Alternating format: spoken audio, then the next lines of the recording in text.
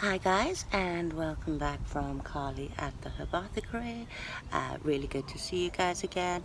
If you're new to the channel or like the videos, please show your support by hitting like and subscribe down below.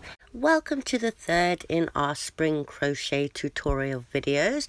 If you've been watching any of my other videos, you'll know that this time of year I am so anxious to get out and play with the real flowers. So to appease the beast, we make these really cute spring wreaths out of crochet flowers. So we've made roses so far. We've also made the sunflower. In this video, we'll be making lavender, and we've got daisies and daffodils coming up too. So this is a very, very cute lavender. Not only is it one of the quickest and easiest projects, but it also adds such a nice touch to our wreath. With one of these, I used a garden wire, and with the other, I used floristry wire, but you can use either.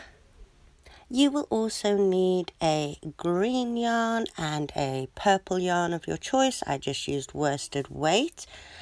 Garden wire or floristry wire. I used a 3.5 hook and my trusty glue gun. Your initial chain count isn't very important in this project. It just depends on how long you'd like your flower. So I start with a chain of 28. Then placing your thumb on the 28th chain, chain a further 5 and slip stitch into that 28th chain. Then going to chain 5 and slip stitch into the next chain along. Chain 5 again, slip stitch into the next chain, and we're basically going to be repeating this process all the way down that chain of 28. Your work will start to coil around as you go, but don't worry, this is actually the effect that we're looking for. So work this all the way along, chain 5 and slip stitching in the next chain along. Now I've got one more chain, so I've changed 5. I'm going to slip stitch in here, and now this is my work complete. Now as you can see, it's coiled quite nicely, so I'm just going to snip my yarn, chain 1 and pull through to finish that off. Don't worry about those tails, we're going to stick them down in the end, and I'm just going to coil it the right way. Don't worry, you'll do most of that when you're doing the stem. So onto the stem, I have some garden wire for this one. Now I've made it double the length of the stem that I want, plus the amount that I need to attach it to the wreath. So I'm just going to bend that in half, making a loop at the top, and keep twisting those two wires around each other to secure them together. I'm then going to take my green yarn and I'm going to put it in through that loop and hold a bit down the side. And then grabbing my pliers, I'm just going to flatten that loop around the yarn to hold it in place. Then holding that tail in place, we're just going to wrap this green yarn over the tail and down the wire. Now my flowers measure about 3 inches.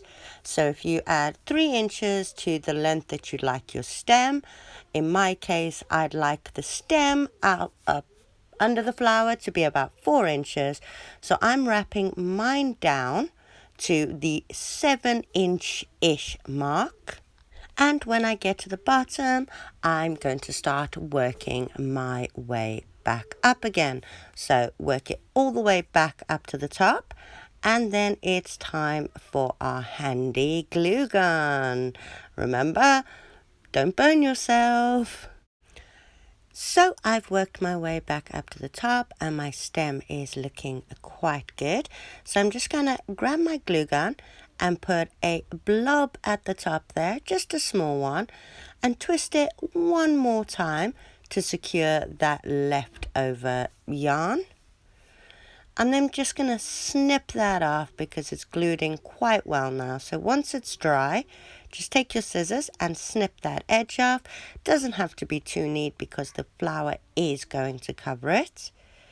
We're then going to put another healthy dot on the top from our glue gun. And then grabbing our flower head at the top, so that's the end without the tails, we're going to wrap the top around and glue that into place. Once that's quite well glued, we're then going to wrap the coil all the way around the stem. So wrapping and turning so that all the chain 5 bits stick up, as you can see, and we're just going to wrap them all the way down the stem till we get to about the last 3 of those chain 5 bits. Add about 1/3 of an inch from the glue gun and put it around it, and then we're just going to glue those last 3 bits in place, and to neaten it up and secure it, we're just going to wrap a little bit of those tails around the bottom.